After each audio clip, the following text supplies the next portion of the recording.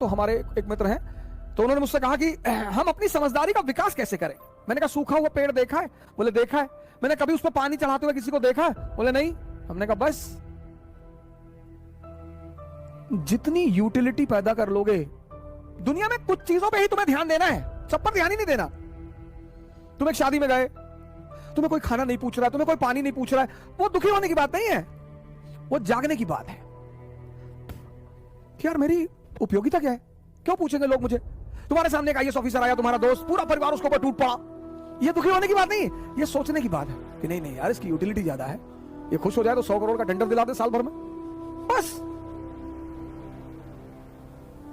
जिसने भी इसको समझ लिया, मन, मेरे बड़े सारे मित्र मुझे मैसेज करते हैं, कॉल करते हैं, पढ़ाई नहीं हो रही, ये नहीं हो रहा, तुम समझ ही नहीं पाए, तुम्हारे पास इतना बड़ा तोहफा है, हटाओ इसको दुनिया से। बुआ ये कह रही थी, मामा ये कह रहे थे, चाचा ये कह रहे थे, अब्बा ये कह रहे थे, फलाने, कहने दो। तुम्हें एक बार सन्यास लेना पड़ेगा।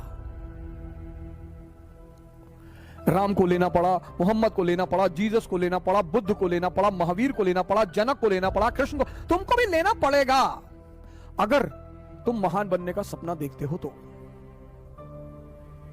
अगर तुम्हें नौकरी की तलाश है, तुम अगर सिर्फ नौकर बनना चाहते हो कि ना भैया एक नौकरी हमको मिल जाए भैया, हम शादी कर ले भैया, हमको जो है बस एक बीवी मिल जाए और पिंटू चिंटू मिल जाए भैया, और हम 2 BHK फ्लैट, हम ज्यादा नहीं सोचते भैया। हमारे एक मित्र हैं, हमसे कहते हैं कि हमें हवस नहीं है पैसे की, हम पैसा नहीं कमाना चाहते।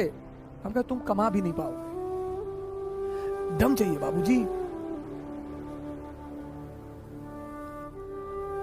तुम जितने भी महान आदमियों को उठाओगे, सब में एक चीज कॉमन है, कई चीजें कॉमन है, एक चीज बिल्कुल कॉमन है, सबने संघर्ष को जीना शुरू कर दिया। जो संघर्ष से भाग रहा है वो आम आदमी है। कौन है सर जिसके जीवन में संघर्ष नहीं है? सब। तुम्हारा सपना जितना बड़ा होगा, तुम्हारा संघर्ष भी उतना ही बड़ा होगा।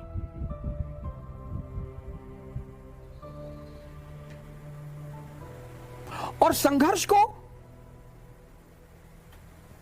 खुशी से, संघर्ष को खुशी से खेलने का नाम योग्यता है। बड़ी चुनौतियां मिलेंगी आपको, बड़े लोग टेंशन देंगे, सर यही तो जीवन है ना सर। कदम कदम पे लोग बैठे हैं आपको टेंशन देने के लिए। अगर आप आंख खोलें, और ज्यादातर अपने ही लोग हैं, कोई रिश्तेदार है, कोई दोस्त है, कोई पड़ोसी है,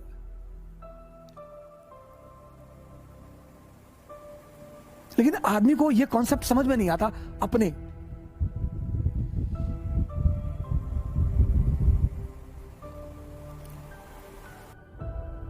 जब तुम अपनी महत्वाकांक्षा किसी को बताते हो और तुम योग्य होते हो तो जलन पैदा होती है। यह मानवीय प्रवृत्ति, ऐसा नहीं हमारे में होती, तुम्हारे में होती, सब में होती है।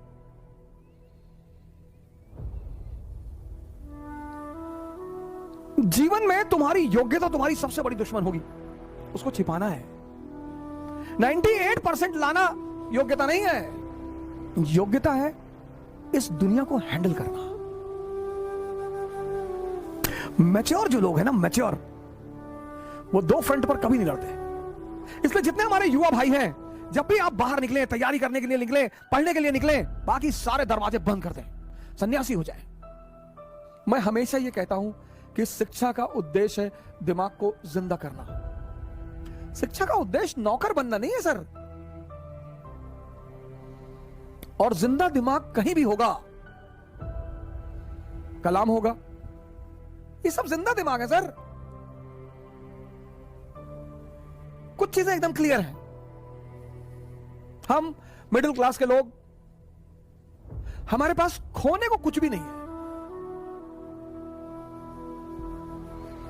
हम कौन सा मुगल फैमिली के हैं? जब गांधी फैमिली के राहुल गांधी 30 चुनाव हारकर फिर लड़ने के लिए तैयार हैं, मैं राहुल जी से बड़ा प्रभावित हूं इस मुद्दे पर। ठीक है, उनकी हिम्मत की, उनकी इस चीज की मैं बड़ी सराहना करता हूं कि क्या बात है, क्या जज्बा है उस बंदे में,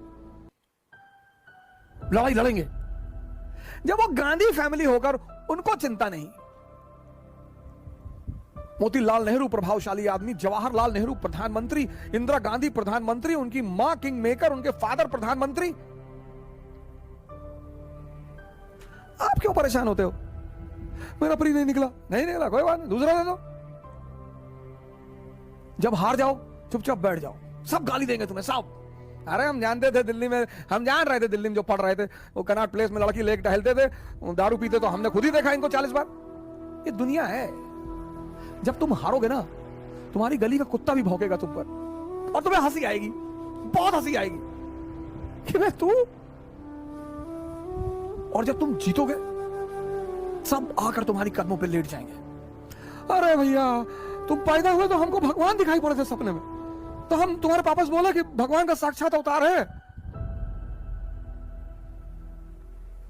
अपने लिए जियो, अपने लिए। हारो, सरेंडर कर दो, देने दो गाली, वो उनका धर्म है सर। आपने बहुत कष्ट दिया उनको कि आईएएस बन रहे हैं, प्रीलिम्स निकल गया मेरा, उनको झटका लगा कि अरे प्रीलिम्स निकल गया, हाँ अच्छा।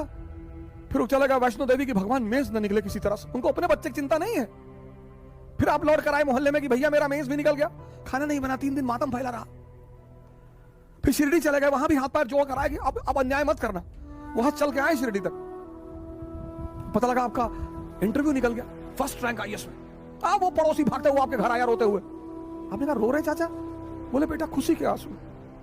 जब से तुम पैदा हुए तब से सोच रहे थे कि तुम्हें आईएएस बनता हुआ देखूं। तो चाची भी पीछे से आ गई मिठाई उठाई लेके,